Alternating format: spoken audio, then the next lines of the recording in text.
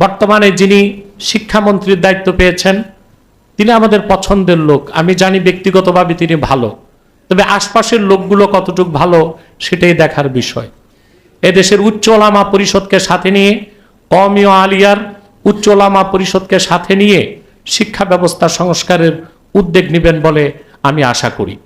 শিক্ষা ব্যবস্থা নিয়ে বিশিষ্ট ইসলামী চিন্তাবিদ ডক্টর ঈসা শাহিদী সাহেব যে বক্তব্য দিয়েছেন, শেখ হাসিনা যে শিক্ষানীতি করে গিয়েছে তার আমূল পরিবর্তন করতে হবে। ওই শিক্ষানীতিতে একজন ছিল কবির চৌধুরী, সে ছিল কাদিয়ানি। আর এই কাদিয়ানিটা ঘাপটি মেরে শিক্ষা কমিশনে বসতে পেরেছিল বলেই এমন শিক্ষা ব্যবস্থা করেছে যা অর্জনের মাধ্যমে এদেশে আস্তিক হবে না, নাস্তিকের সংখ্যা বেড়ে যাবে। অতএব প্রিয় বন্ধুগণ, তাহরিকে খাতমে নবুয়ত সংগঠনে যারা আছেন, পার্থিব কিছু পাওয়ার চিন্তা তাদের থাকতে পারে না। নিঃসন্দেহে আপনারা মনে রাখবেন, আমাদের সংগঠন রাজনৈতিক, রাজনৈতিক হোক অরাজনৈতিক হোক, বাংলাদেশের সর্বশ্রেষ্ঠ সংগঠন তাহরিকে খাতমে নবুয়ত বাংলাদেশ। এই সংগঠন যেভাবে যুগের পর যুগ খাতমে নবুয়তের পক্ষে আন্দোলন করে যাচ্ছে, সারা দেশে খাতমে নবুয়তের পক্ষে জনমত গড়ে তুলছে, এবং অন্যান্য সংগঠন যারা খাতমে নবুয়তের কাজ করে তারা যখন বসে যায় তাহরিক তাদেরকে উঠায় এবং ধাক্কা দিয়ে সামনে বাড়ায়। এই কাজটিও তাহরিক করে যাচ্ছে। কারণ আমাদের কর্মতৎপরতা বেশি দেখলেই তাহরিকে খাতমে নবুয়তের ব্যানারে অন্য যারা আছে তারা তখন সোয়াবের জন্য হোক আর ইমেজ রক্ষার জন্য হোক মাঠে নামে। এতে আমাদের একটা কাজ হয় যে খাতমে নবুয়তের পক্ষে ভয়েস রেজ হয়। এটা আমাদের একটা স্বার্থ বলে আমরা মনে করে থাকি। আপনাদেরকে বিদায় লগ্নে বলবো, আপনারা প্রত্যেকে এক একজন কর্মী, প্রত্যেকে এক একজন নেতার ভূমিকা পালন করবেন।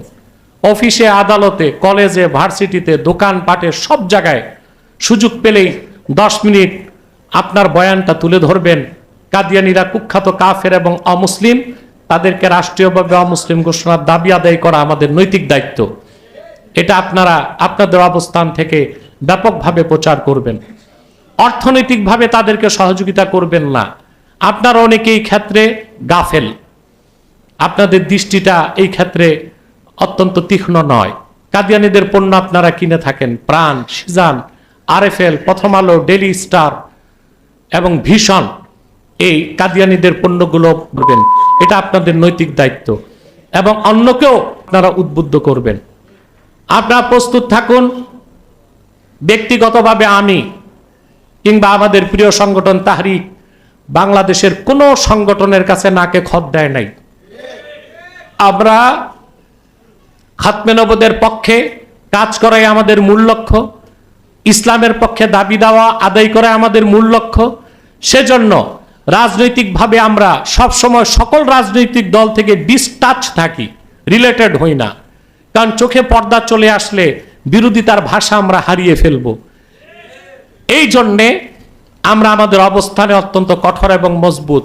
যখন যে সরকার থাকুক, আল্লাহর দ্বীনের স্বার্থে, খাতমে নবুয়তের আন্দোলনের স্বার্থে এবং দ্বীনের স্বার্থ রক্ষায় আমরা যে কারো সাথে বিরুদ্ধ হতে মানসিকভাবে প্রস্তুত আছি।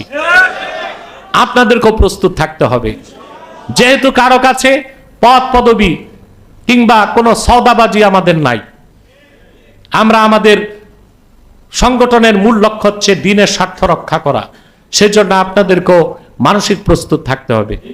আপনার এখানে বিভিন্ন দলের লোক আছেন, কেউ বিএনপি, কেউ এনসিপি, কেউ জামাত, কিন্তু তাহরিকের ব্যানারে আপনাদের মধ্যে কোনো পার্থক্য থাকবে না। এই ক্ষেত্রে আপনারা অরাজনৈতিক পরিচয়ে আপনাদেরকে কাজ করে যেতে হবে।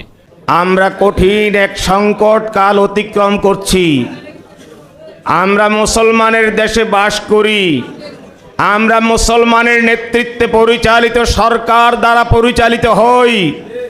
আমরা মুসলমান নামের কিছু মানুষদের আর্থিক সংস্কার, সামাজিক সংস্কার, রাজনৈতিক সংস্কারের নামে বিভিন্নভাবে আমরা এ দেশে মুসলমানের দেশ হওয়ার সত্ত্বেও প্রতারিত হই।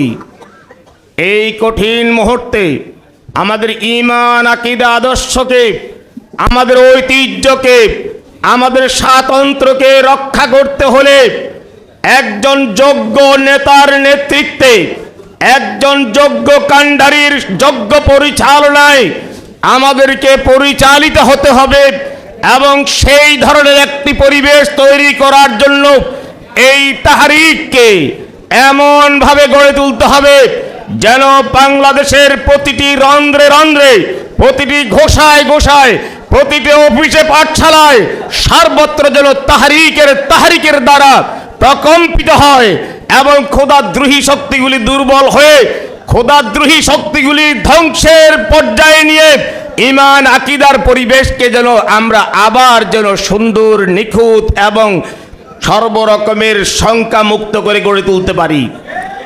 এই জন্য বাংলাদেশের মানুষ সাক্ষী আছে, 90-এর দশকে একজন মুজাদ্দিদের আহ্বানে, তার বিপ্লবী সাহসী ভূমিকার কারণে গোটা বাংলাদেশের আনাচে কানাচে, রাষ্ট্র মসনদে সর্বত্র তার হুঙ্কারের দ্বারা যেভাবে রাষ্ট্র শক্তি প্রকম্পিত হয়েছিল এবং তারা মুসলমানদের ঈমান আকীদার কাছে যেভাবে নিজেদেরকে সমর্পণ করে ঈমান আকীদার ভিত্তিতে বাংলাদেশের সংবিধানের মধ্যে ইসলামী আদর্শ মূল্যবোধ এই টুকুনকে সংযুক্ত করতে বাধ্য হয়েছে, তারপর দীর্ঘ সময় পর্যন্ত বাংলার মানুষ, বাংলার মুসলমান একজন সাহসী মানুষের অনুপস্থিতি প্রতিটা হাড়ে হাড়ে উপলব্ধি করছে। এমন একজন সাহসী নেতৃত্ব বাংলার মানুষ খুঁজে পাচ্ছিল না। দীর্ঘদিন পরে বিগত কয়েক বছর থেকে আমরা দেখে আসছি বাংলাদেশে মুসলমানদের তাহজিব তামাদ্দুন রক্ষায়, ঈমান আকীদার হিফাজতে, ইসলামী সংস্কৃতি ও মূল্যবোধ রক্ষায় যেভাবে বাতিলের বিরুদ্ধে সংগ্রামী ভূমিকা পালন করছেন ডক্টর আল্লামা ইনায়েতুল্লাহ আব্বাসী সাহেব, আজকে এই সমাবেশে আমি ওনার কাছে বিনয়ের সাথে আবদার করব, অনুরোধ রাখব, আপনার কাছে প্রত্যাশা করব, আপনার এই সাহসী ভূমিকা বাংলার মুসলমানদের অতি প্রয়োজন। আপনার এই সাহসী নেতৃত্ব বাংলার মুসলমানদের ইসলামী তাহজিব তামাদ্দুন রক্ষায় সংগঠিত হওয়ার জন্য অতি প্রয়োজন। কাজেই আপনি আমাদেরকে, এই বাংলার তৌহিদি জনতাকে, এই বাংলার দিন প্রেমিক মানুষদেরকে সুসংগঠিত করার নিমিত্তে সকল পর্যায়ের, সকল মাসলাকের পীর মাশায়েখ উলামায়ে কেরাম, কওমি সরকারি উলামায়ে কেরাম সকলকে নিয়ে অনতি বিলম্বে এমন একটি অনুষ্ঠানের আয়োজন করুন এবং সেই অনুষ্ঠানে আলোচনার মাধ্যমে একটি ঐক্যের পরিবেশ গড়ে তোলা দরকার। কারণ আমাদের এখন সময় এসেছে, আমাদের কথাগুলি শোনার মানুষ এখন এসেছে।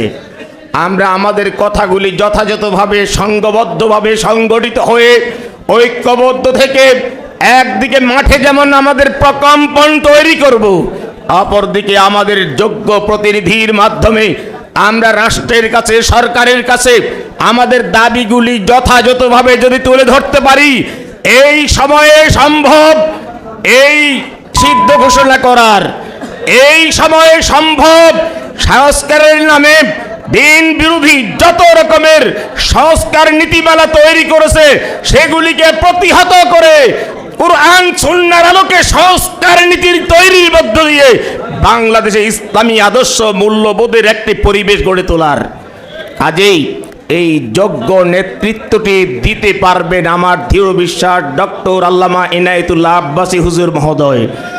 আমি চাই অনতি বিলম্বে সমমনার সকলদেরকে প্রথম পর্যায়ে নিয়ে বসব, সমমনাদেরকে প্রথম পর্যায়ে নিয়ে বসে কর্মকৌশল তৈরি করে দল মত নির্বিশেষে মুসলিম দলগুলির প্রতিনিধিত্ব করেন এমন দলগুলি যারাই হন না কেন, পতিত প্রতিষ্ঠিত সবার কাছে আমাদের দাওয়াত থাকবে, আমাদের তাদের সাথে আমাদের যোগাযোগ হবে, আলোচনা হবে।